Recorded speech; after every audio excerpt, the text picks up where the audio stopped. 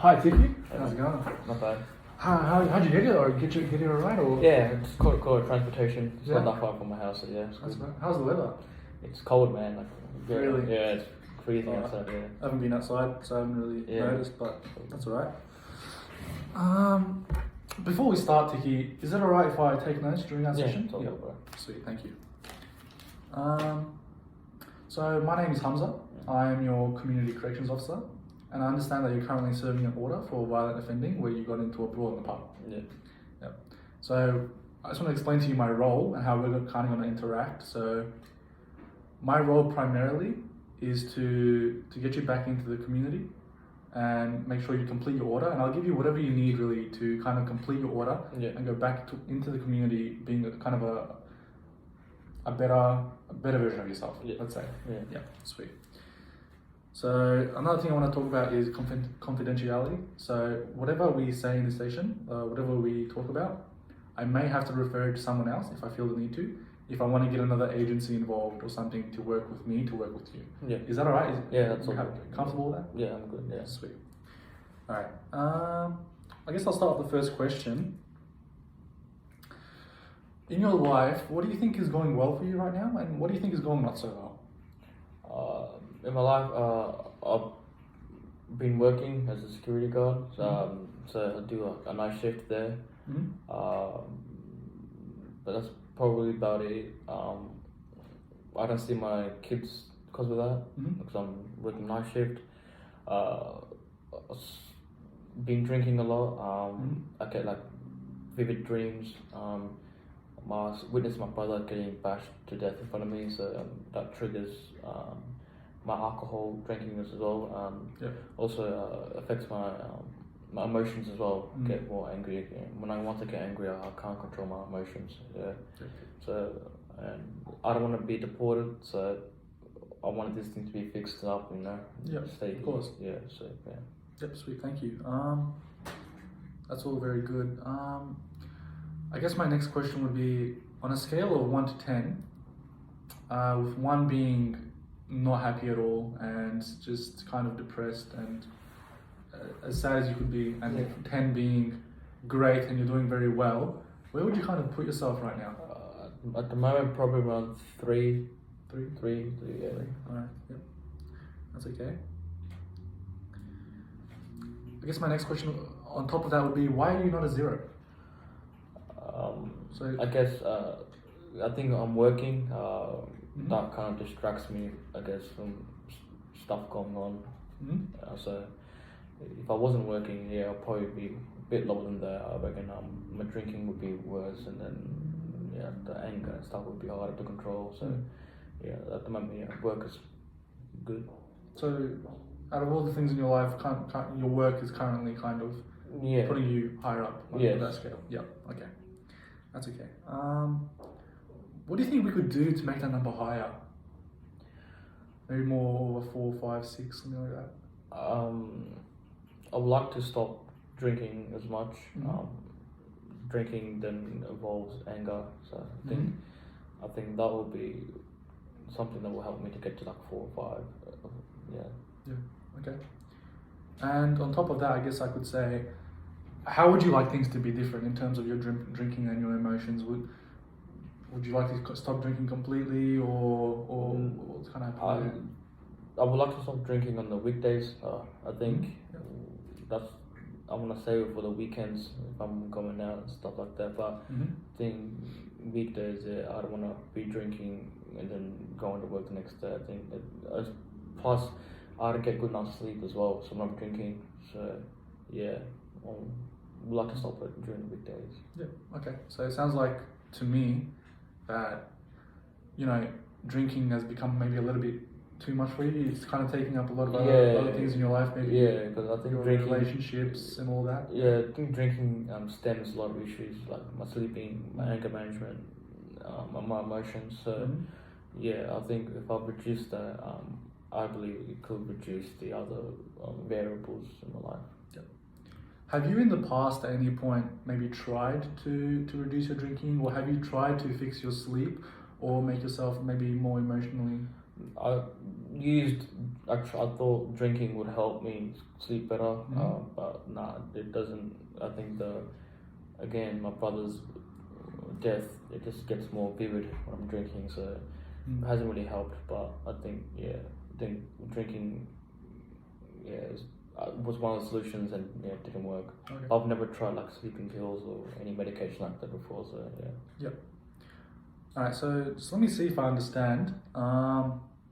So you had a traumatic incident with your brother early in life, Yes. and you're telling me that your drinking and your stress and a lot of your anger maybe stems from that incident. I think that is always in my mind. I don't think I've ever like properly, dealt with it. So yeah. Okay.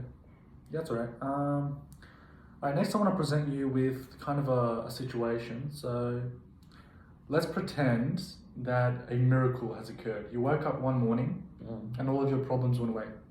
You stopped drinking. You were very happy. Your relationship with Julia and your children was better. Maybe your job's still going very well, and you're more emotionally stable with regards to your traumatic history. If that was to happen, what would be the first difference that you'd notice in your life? I think mentally, I think I'll be more free. I won't have again, like my brother's death won't be reoccurring in my mind. Probably like again, then less drinking, and then probably have better control of my anger management as well. So yeah, I think overall it'll be better. So you feel if your entire life just miraculously got better, that the traumatic history the traumatic memory that you have of your brother would subside, and that would then lead into better circumstances for everything else. I think it will be it's like a domino effect. That's one thing. Then slowly, I think everything will disappear. Yeah. So, okay. Yeah. Yeah. Well, that's very interesting.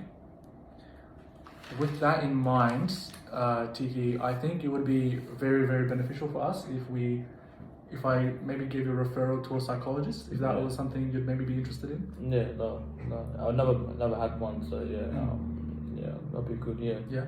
Okay. Well, the reason I suggest a psychologist for you is because it seems to me that, like we said, the domino effect, your traumatic history with your brother is leading into and feeding into a lot of these issues that you're having. Yeah. So I think if we get you to see a psychologist, that could kind of be the first step towards maybe you living a better life and completing your order.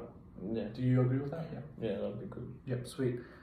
I'm just gonna write down that you're happy to do that. And another thing, Tiki, obviously you said your drinking was an issue. Yeah. Would you at all be interested in doing AA meetings or maybe reducing your drinking? Yeah, like I said, I want to stop drinking during the weekdays, and probably like leave before the weekends. Yeah, of course. Yeah. I don't want to ask you to stop drinking entirely because that's just a huge step, and I don't want to put that pressure on you. So I think it would be very good if we just got you to stop drinking maybe on the weekdays, or even just drinking less on the weekdays in the beginning. Yeah. And I think a good step towards achieving that goal would be to get you into some AA meetings. Yeah. But I reckon we'll do that more in our next session. Yeah. And while we're on the topic of the next session, would you be happy to maybe reschedule another session with me? Yeah, I think today we've done. It was good to like talk about it. So hopefully the more we do it, the better it gets moving forward. Yeah. Yep, sweet. How have you found the session? You said things are right? Yeah, it's my first time doing anything like this, so it's a new experience. But again, like I want the miracle to happen in real life, so I feel like me continuing here would be, hopefully that happens. Yep, sweet. I think we've talked about some really important stuff this session. We've talked about your history with your brother, your kind of broken relationship with your family and how you'd like to fix that, your drinking, and currently how your work is actually kind of holding you in place. Yeah. I think those are very important notes, and I'm glad that we've talked about this. I was thinking we could see each other again in maybe 2 weeks. I'll give you the referral for the psychologist initially in this session. Yeah. And then maybe in our next session, once you've seen the psychologist and we've had a discussion about it, we can refer you to some AA meetings. How do you feel about that? Yeah, sounds good to me. Yeah. Sweet. And maybe even in the long term, if you'd be happy, we could even talk about maybe switching from night shift to day shift. Yeah. So you have more time with Julia and your children. Yeah, that sounds good at the moment. Yeah. Sweet. Okay. Well, I'm glad that you found this session helpful. Yeah. And I'll see you again in 2 weeks. Yep. Thank you. So, reflecting on the video interview, I think there were a number of strengths. Firstly, I used almost exclusively open-ended questions that allowed for Tiki to engage in discussion with me. And, I didn't want him to make him feel like he was being interviewed. I wanted to be more of a discussion than anything. And then I also try to build rapport between myself and Tiki by asking questions about the weather, how he was doing and whatnot. All of this was done so he would feel more comfortable. And I also used skills derived from motivational interviewing and OARS to try to show Tiki that he's capable of changing and that he can turn his life around for the better, is what I try to do. And in addition to that, I made sure that he understood what I was asking him when I was asking him questions. I inquired into his understanding of what I was saying by asking him, do you understand and whatnot? Obviously this was the first time that I had tried to conduct a case management interview, so I definitely didn't do everything right. In the future, I think it'd be helpful to be supervised by a more experienced case manager or community corrections worker, because obviously they have more experience in the field and they'll be able to correct me if I'm doing things wrong, or they'll also be able to give me encouragement on the things I did right and then point me in the right direction. I think there were quite a few sections where I could have done better. I think I could have at the very beginning explained my role as a community corrections officer a little bit more clearly, and I probably should have allocated a bit more time for that, just because I feel like in a real world scenario, I think the interviewee would really appreciate it if the person interviewing them seemed to demonstrate like a really high level of understanding in terms of their role and what they were going to do with their client. I think from the very beginning, allow for more trust to be built between the interviewer and the interviewee. Also, when I asked the miracle question later on in the interview, I think I should have given Tiki more time to ponder on it. I kind of just asked it and Tiki replied very quickly, but I think I should have. I think giving him more time would have given him more time to give me a better and more genuine answer when I asked that question. And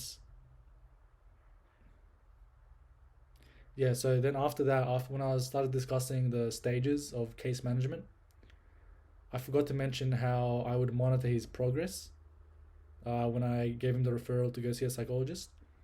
I should have developed a plan with Tiki where we could stay in consistent contact with each other, whether that be through email or phone or whatever we decided upon. But yeah, I think that would have been very good, but I just forgot to do that. And then in regards to the spirit of motivational interviewing, although I did elicit some change talk from Tiki, I think I could have applied a bit more emphasis on his autonomy, and I should have encouraged his strengths and abilities more than I did. I kind of focused more so on kind of the problems in his life, and then how he would like to let him talk through his own way how he'd like to manage them and whatnot. So I should have definitely given more time for him to kind of see his own strengths and autonomy.